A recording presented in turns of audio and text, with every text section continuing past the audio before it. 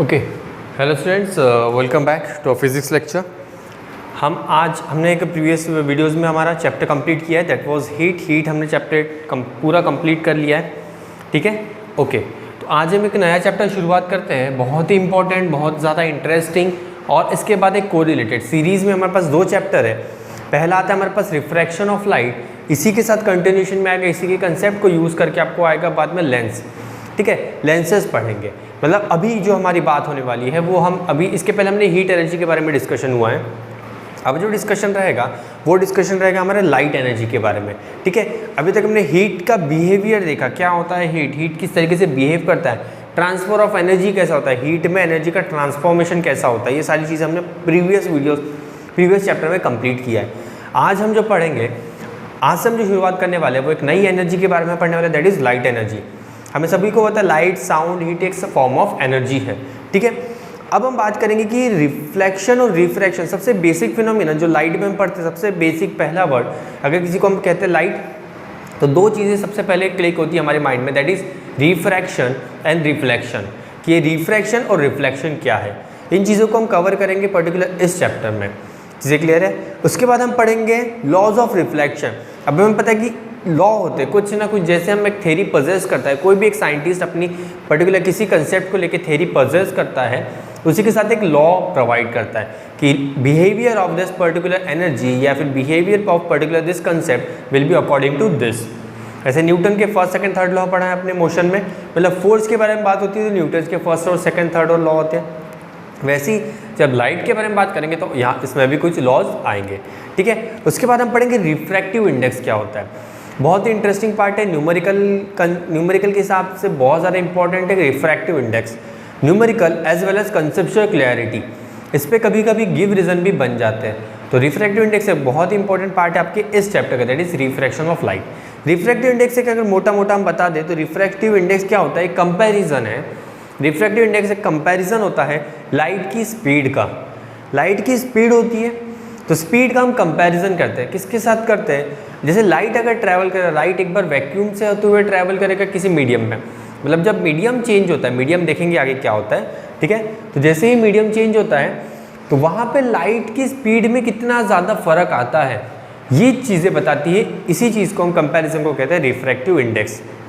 चीज़ें क्लियर है, मतलब जहाँ पे change in speed of light बनता है वहाँ पे हम रिफ्रैक्टिव इंडेक्स की टर्मोलॉजी को इंट्रोड्यूस करते हैं। ये चीज़ें क्लियर है, ओके। उसके बाद पढ़ेंगे बहुत ही इंपॉर्टेंट, बहुत ही ज़्यादा इंटरेस्टिंग टॉपिक इस पर्टिकुलर पूरे चैप्टर में, that is dispersion of light. Dispersion of light मतलब लाइट कैसे डिस्पर्स होती है, लाइट कैसे फैलती है, एक पर्टिकुलर लाइट में जो आपका रेनबो फॉर्मेशन होता है वो रेनबो कैसे फॉर्म होता है, what is the principle behind the formation of rainbow.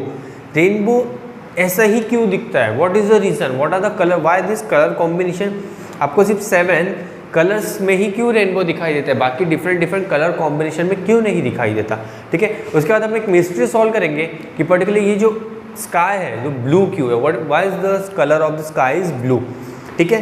उसके बाद हम कुछ twinkling of star, dispersion of light में ट्विंकलिंग ऑफ स्टार्स भी पढ़ेंगे कि ट्विंकलिंग ऑफ स्टार क्या होता है, स्टार जो ट्विंकल करते हैं, आपने देखा होगा रात में स्टार ट्विंकल करते हैं, वो क्यों करते हैं, what is the principle behind it, क्या स्टार का जो लाइट है वो बन शुरू होता है, नहीं, उसका कुछ और कंसेप्ट है, वो चीज़ें पढ़ेंगे। और उसके बाद एक आएगा बहुत ही इंपॉर्टेंट और इंटरेस्टिंग फिर से, that is total internal reflection. कि टोटल इंटरनल रिफ्लेक्शन बहुत ही अच्छी थ्योरी है, बहुत यूज़फुल है इन फर्दर स्टडीज़। ये जो चैप्टर में हम जितने भी चीज़ें पढ़ने वाली है बहुत ज़्यादा यूज़फुल है, ऐसा नहीं है कि सिर्फ 10th के लिए या फिर पर्टिकुलर नॉलेज पर्पज़ के लिए, एज योर एकेडमिक भी और नॉलेज के लिए भी, दोनों के लिए बहुत ज़्यादा इंपॉर्टेंट ये चैप्टर है, ठीक है। तो शुरुआत करते हैं हम आपके चैप्टर से आज से, दैट इज़ रिफ्लेक्शन और रिफ्रैक्शन। सबसे बेसिक कंसेप्ट पे आते हैं, ठीक है, कि रिफ्लेक्शन क्या होता है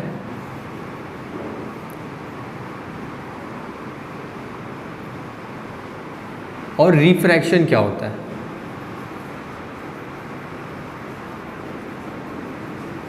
ठीक है, रिफ्लेक्शन और रिफ्रैक्शन में देखते हैं। अगर हम रिफ्लेक्शन का डेफिनेशन बनाते हैं, ठीक है, तो रिफ्लेक्शन का डेफिनेशन क्या होता है, इंसिडेंट रे, इंसिडेंट से छोड़ देते हैं, व्हेन अ रे of light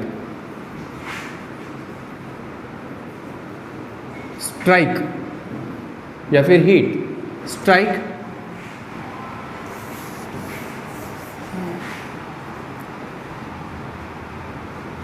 when a ray of light strike an interface and bounce back in the same medium, इसे हम कहते हैं रिफ्लेक्शन। चीज़ें क्लियर है? ये देखेंगे रिफ्लेक्शन कैसा होता है, ठीक है। और इस केस में क्या होगा, when light moves from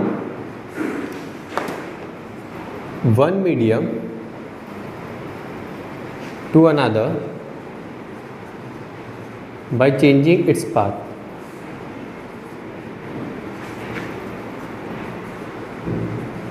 is known as refraction, ठीक है। अब इस रिफ्रैक्शन फिनोमेना और रिफ्लेक्शन फिनोमेना में हम देखते हैं एग्जाम्पल डायग्रामेटिकल रिप्रेजेंटेशन से, ठीक है। सबसे पहले हम रिफ्लेक्शन फिनोमेनन को समझते हैं, ठीक है। कंसीडर ये आपका एक सरफेस है, चीज़ें क्लियर है, ये आपका सरफेस है, ये है ओके। अब इस केस में क्या हो रही है सरफेस, अब हम कंसीडर करेंगे सरफेस क्या कर रहा है, इस मीडियम को डिवाइड करें, मतलब अगर हम कंसीडर करेंगे तो ये बन जाएगा हमारा मीडियम 1, ये बन जाएगा हमारा मीडियम 2। टू डिफरेंट मीडियम्स के बारे में बात करें, टू डिफरेंट मीडियम मतलब air water, water oil, air oil, सभी दो अलग अलग तरीके के मीडियम, चीज़ें क्लियर है ओके।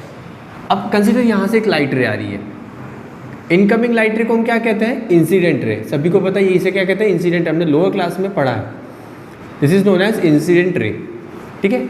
अब इंसिडेंट रे जैसे ही इस पर्टिकुलर मीडियम पे ये इंटरफेस पे स्ट्राइक करती है और ये सेम मीडियम में फिर से ट्रैवल करती है, देखो मीडियम 1 से इंसिडेंट रे आई है, मीडियम 2 में एंटर नहीं किया, बाउंस बैक हुआ है, बाउंस बैक हुआ है और यहाँ पे आपको रिफ्लेक्टेड रे ऑब्जर्व हुई है, रिफ्लेक्टेड रे।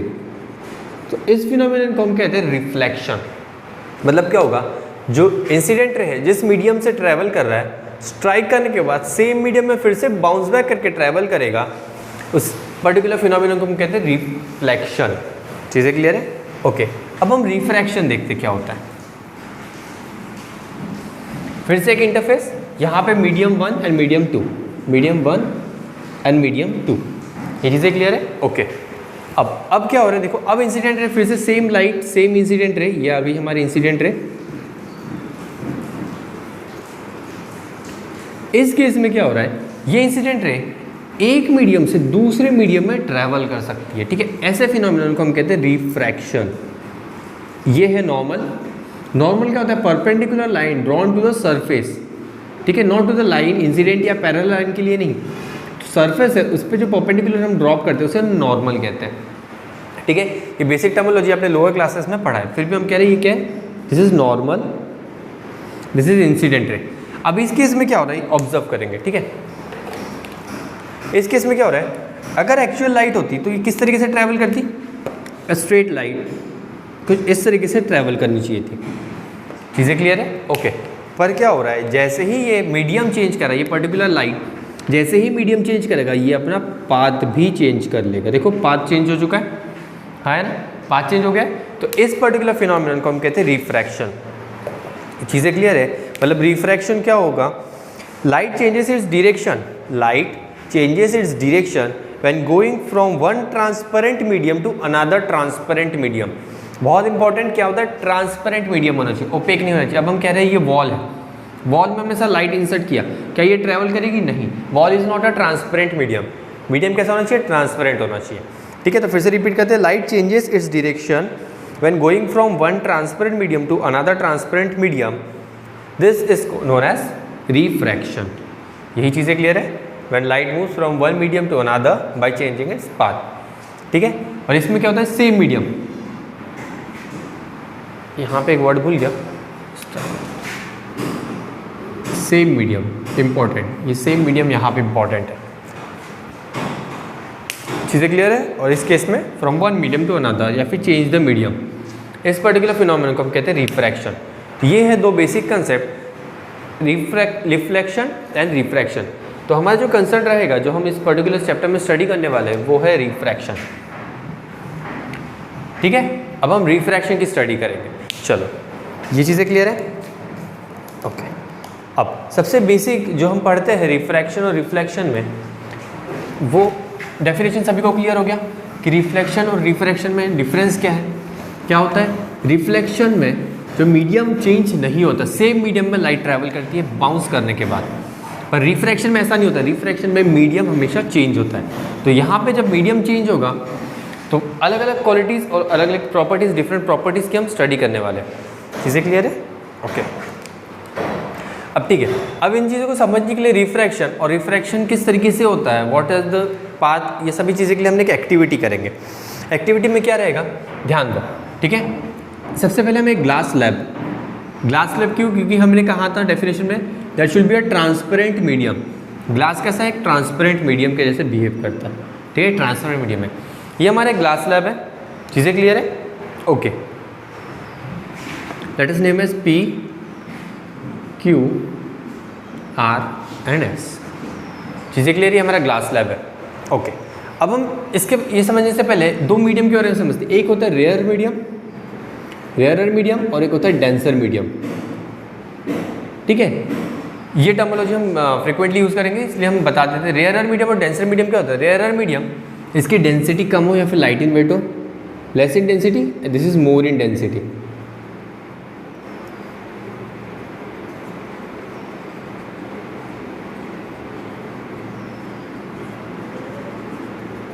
ठीक है।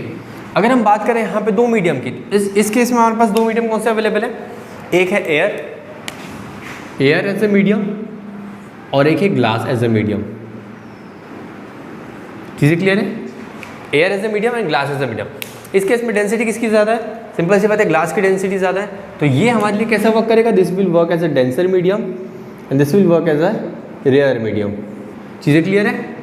ज़रूरी नहीं है कि ग्लास हमेशा डेंसर ही होता है। अगर ग्लास से ज़्यादा कोई और डेंस मटेरियल आप ले आओ तो हम कह सकते हैं कि ये पर्टिकुलर कैसा है? रेयर मीडियम है। चीज़ें क्लियर है? इसका एग्जांपल हम ऐसा समझते हैं, ठीक है। एयर एंड वाटर, एयर और वाटर के कॉम्बिनेशन में समझते हैं, ठीक है। एयर और वाटर क्या? अच्छा, एयर और ऑयल। चलो, एयर और ऑयल, अगर ये दो मीडियम है कि जो लाइट है वो एयर से ट्रैवल कर रहा है ऑयल में, एयर हमारे लिए क्या होगा? रेयर मीडियम, ऑयल हमारे लिए डेंसर मीडियम। ये चीज़ें क्लियर है? अब इस केस, अब सेकंड एग्जांपल हम कॉम्बिनेशन कंसीडर करेंगे, that will be oil and water. हमें पता है कि ऑयल ऊपर फ्लोट करता है, वाटर के ऊपर हमेशा ऑयल फ्लोट करता है। तो ऑयल कैसा होता है? लाइट इन वेट होता है, लाइट इन डेंसिटी होता है। तो ऑयल लाइट इन डेंसिटी होता है, तो ये ऑयल कैसा बिहेव करेगा इस केस में? रेयर मीडियम और water as a denser medium. तो देखिए, रेयर मीडियम और डेंसर मीडियम कन्फर्म नहीं होता है। रेयर और मीडियम, यहाँ पर आप देखोगे कि ऑयल एक बार रेयर मीडियम जैसे वर्क कर रहा है और एक बार डेंसर और एक बार रेयर। ये ऐसा क्यों? डिपेंड करता है कि इसके साथ कॉम्बिनेशन में कौन है, ठीक है। अगर ऑयल के साथ एयर कॉम्बिनेशन में तो this oil will behave as a denser medium. If oil is combination with water, this oil, the same oil will behave as a rare medium. ये चीज़ें क्लियर है? ठीक है। तो हम कंफर्म ऐसा नहीं सिलेक्ट कर लेंगे कि रेयर मीडियम क्या होता है और डेंसर मीडियम क्या होता है। चीज़ें क्लियर है? आप कंपैरिजन से चेक करोगे कि किसके साथ हम कंपेयर कर रहे हैं। ये चीज़ें क्लियर है? Okay.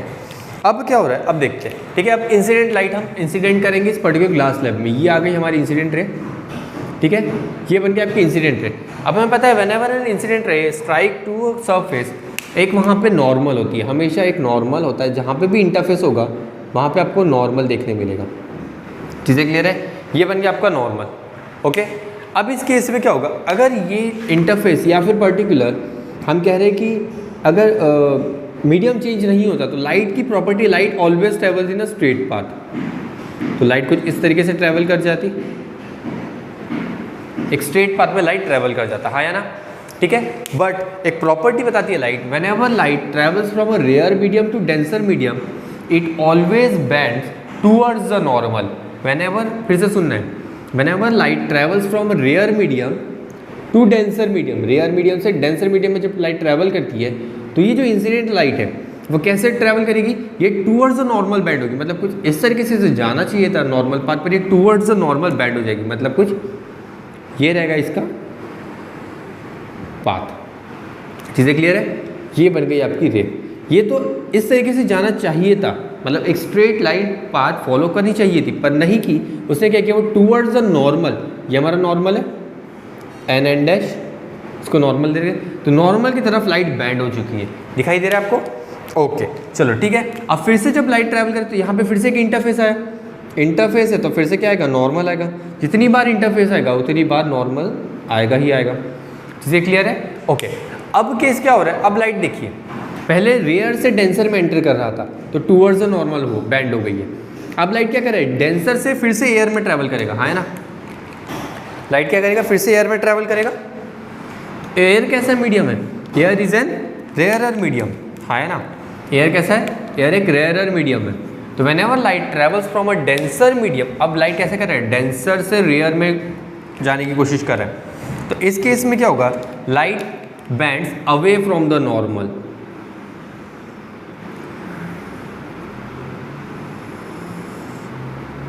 Light bands away from the normal. Actual path क्या था लाइट का, लाइट को ऐसा ट्रैवल करना चाहिए था, ये एक पाथ इस तरीके से ट्रैवल करना चाहिए था, पर ये क्या कर रहा है, नॉर्मल के पास नहीं आ रहा है, नॉर्मल से दूर जा रहा है ना, नॉर्मल से दूर जा रहा है।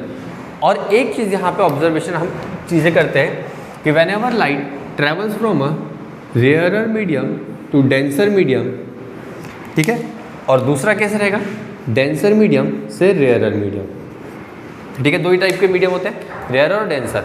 इस केस में क्या होगा, फर्स्ट केस में bends towards the normal, bends towards the normal, याद रखना है टूवर्ड्स द नॉर्मल, और denser to rare bends away from the normal.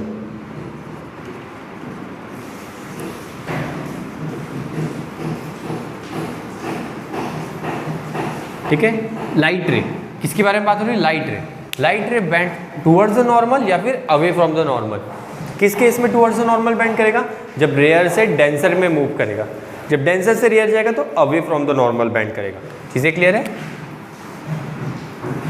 ध्यान देना इंपॉर्टेंट। ओके, अब यहाँ तक चीज़ें क्लियर है, अब आगे देखते हैं।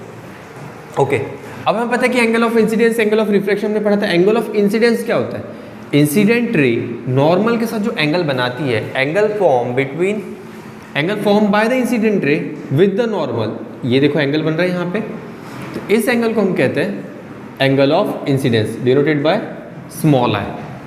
ये चीज़ें क्लियर है? ओके, ये हो गई इंसिडेंट रे।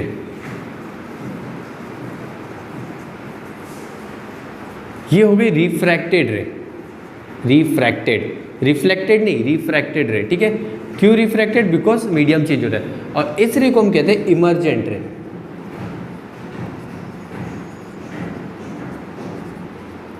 चीजें क्लियर है? ओके, अब क्या हो रहा है, whenever incident ray makes an angle with an normal is known as angle of incidence. तो सेम जब रिफ्रैक्टेड रे नॉर्मल के साथ जो एंगल बनाती है, इसे हम कहते हैं angle of refraction, angle of refraction.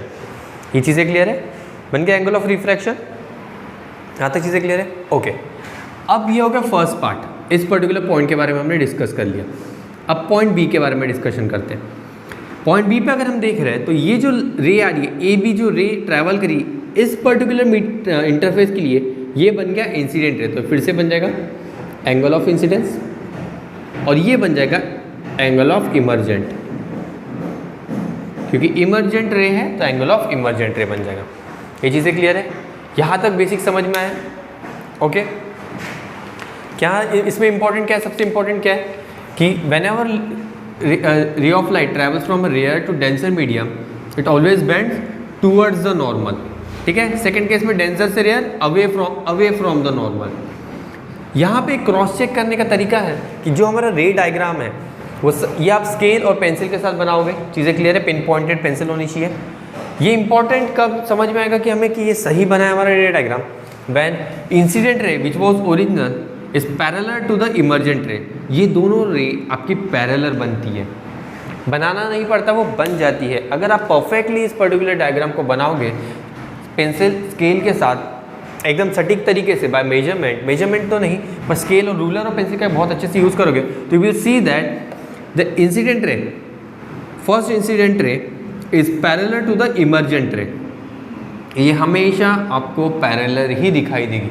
अगर ये पैरेलल नहीं है मतलब आपका कहीं ना कहीं इस पर्टिकुलर सेक्शन में डायग्रामेटिकल रिप्रेजेंटेशन गलत हुआ है, मतलब आपने कहीं ना कहीं छोटी सी एक माइन्यूट सी गलती कर दी है जो आपको ऑब्जर्व नहीं हो पा रही है, पर आपने गलती यहाँ पे कर दी है। ये चीज़ें क्लियर है? हाँ है ना? ओके।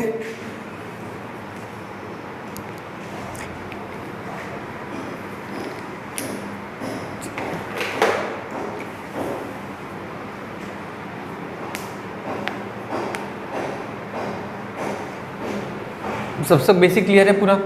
रेयर और डेंसर समझ में आ गया? रेयर और डेंसर कंफर्म नहीं होता, रेयर मीडियम और डेंसर मीडियम चेंज होते हैं अकॉर्डिंग टू द सिचुएशन। अगर आप कंपैरिजन एयर और ऑयल का करोगे, इस केस में जो हमने एग्जांपल लिया है वैसे आप देखोगे कि denser medium oil will behave as a denser medium, पर इसी ऑयल को जब आप वाटर के साथ कंपेयर करोगे तो oil will behave as a rare medium. चीज़ें क्लियर है? तो डिपेंड करता है कि आप किस पर्टिकुलर मीडियम के साथ उसे कंपेरिजन में कर रहे हो, ठीक है। और रिफ्रैक्शन हमेशा दो मीडियम के बारे में क्यों रहा है? बिकॉज रिफ्रैक्शन क्या कहते हैं, हमने डेफिनेशन पढ़ा था, it always travel from one medium to another, one medium to another, मतलब लाइट हमेशा एक मीडियम से दूसरे मीडियम में ट्रैवल करता है। Important is that they both should be transparent medium. चीज़ें क्लियर है? जैसे फॉर एग्जाम्पल अगर हम बात करते हैं जो हमारे पास सन, हम जो लाइट रिसीव करते हैं फ्रॉम सन, ठीक है, सन से जो लाइट रेज आ रही है ये किस में ट्रैवल कर रही है? वैक्यूम में ट्रैवल कर रही है ना? यूनिवर्स में क्या है? वैक्यूम।